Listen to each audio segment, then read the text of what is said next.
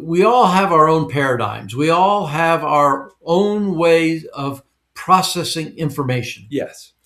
And it's based on a lot of different factors, but basically what we already know and what we already believe is true.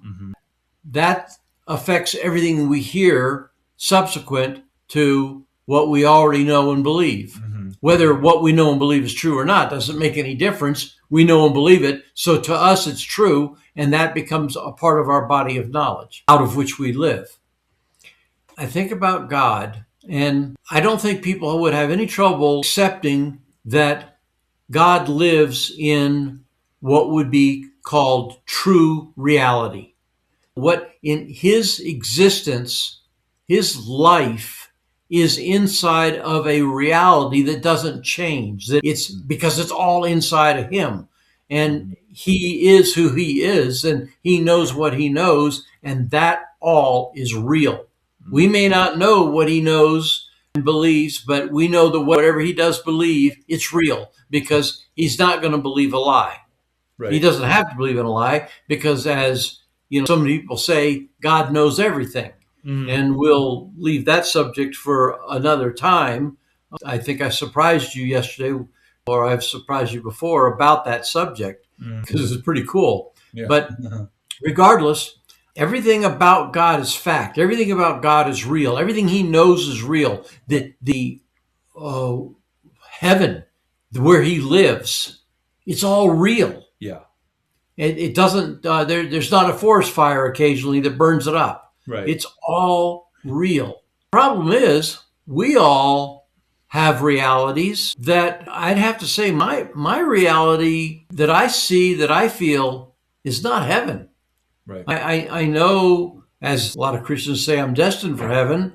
It's better than that, but we'll accept that for a moment. Sure. But right now, I'm living in what is very real to me, but this can't be God's reality.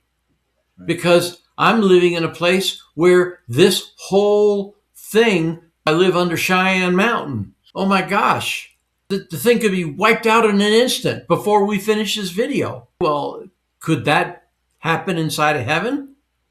No, I don't think that's going to happen. Right. You've got God saying, like I've said so many times, God says we're healed, yet my body says I'm not. And there's another track we can go down. Which voice is telling the truth? They can't both be telling the truth. Right. So is God telling the truth, or is my body telling the truth, or the doctor telling the truth, or what I'm seeing telling the truth? Right. You remember I was talking about, I think it's 2 Corinthians 5:17, where it says that we walk by faith, not by sight.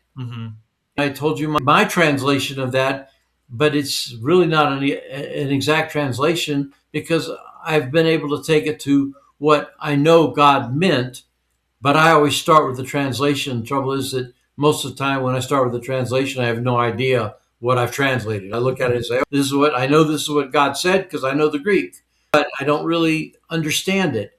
And so it takes time for God to show me what he meant with his words. So we walk by faith, not by sight. Yeah. And just my real quick interpretation of that is that we walk around by believing that what God says is true, and not believing that what my sight says is true. Yeah. And you got a choice, one or the other. And we have learned, and I can't think of a Christian that I know of that in their heart of hearts, they know the truth. They wouldn't want to admit this, but what they experience, what they see, what they feel is more real to them than what God says. And so what God says just takes a back seat, and they try to come up with some excuse or reason. What God says is true, but it's not true right now, but it is true right now.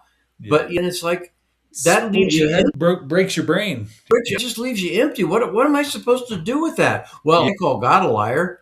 Right. But I can see that my body says such and such, and my body's not lying to me, because I'm dying of cancer, or I've got a broken finger, or I've got a gash or whatever. And I mean, what do you do with that? Well, for centuries, millennia, people have been coming up because we require understanding. And if we do not get God's understanding, we will make up our own. And for centuries, that's what mankind has been doing. We don't have God's understanding. We don't even know how to get God's understanding. In fact, I've heard it taught that you essentially can't get God's understanding. It's too high above us. We're never going to get God's understanding. And so we make up our own. And we've made up so much understanding that the whole thing, it does not any longer make any sense. Right. If you're being honest with yourself, for it to make sense, you have to just cross out certain verses, ignore them, and not say anything good or bad about them. You just treat them like they don't exist. So the ones that you can feel like you can agree with that fit your mind, then you agree with those. And the ones that don't fit in, they just don't exist. Well, and for a lot of people, that is acceptable. That's the only way they can deal with it. I understand that. Really, how else are you going to deal with it unless you understand what God has really done, what he is really doing, and who he is and who you are? I've said over and over, I won't stop saying it. I think about this almost every day, that there's two questions you've got to answer. Number one, who is God? Number two, who are you? And you can't answer those questions. Only God can answer those questions. You're not going to get that from reading the Bible. You'll learn some things from reading the Bible, but you need a personal revelation from God about who he thinks you are. And so you go to God. I go to God. I did it again last night because I realized there's just so much more to me than I understand. And so, Father, who are you? I want to know who you are. I want to know everything I want to know what you know.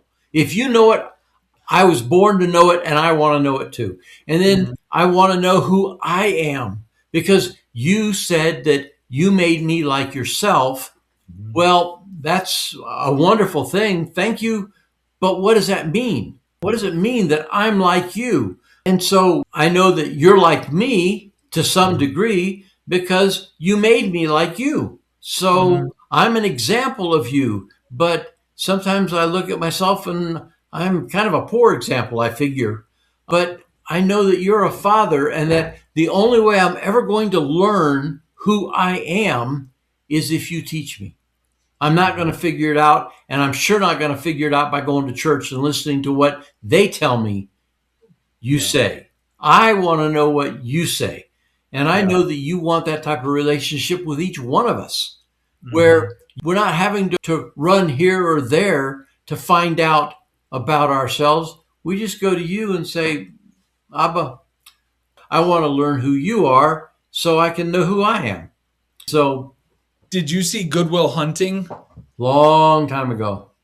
Right. Well, there's that great scene with Robin Williams talking to Matt Damon on the bench in the park, and he says, do you think I know who you are because I read Oliver Twist? Because he was an orphan, right? And he said, do you think that me reading Oliver Twist tells me your life, who you are? And then he says, no, obviously it doesn't. And I want to know you. I can read a book about an orphan and figure I know what I need to know about orphans. Or I can learn you and who you are. And I think it ties, that's God's invitation to us. That's our mandate towards God. Of you can read his book. You can read the book about him. You can read a million books about him. I haven't put them in my shelf yet, but I've got book after book about who God is, what he's like, the history, everything that we can study and learn. But himself is the guy inviting us, the person, the God inviting us to himself. So I loved that you said that. You said it in the video the other day on a couple of times. You said if you find a letter in the street and it is, hi, Tori. You find a letter in the street and you got no context, it's not going to make a lot of sense. You're going to have to fill in the gaps. You're That's going to right. make stuff up where you don't understand pieces. And we do that. But he's here. I was about to say he's there, but he's not there. He's here.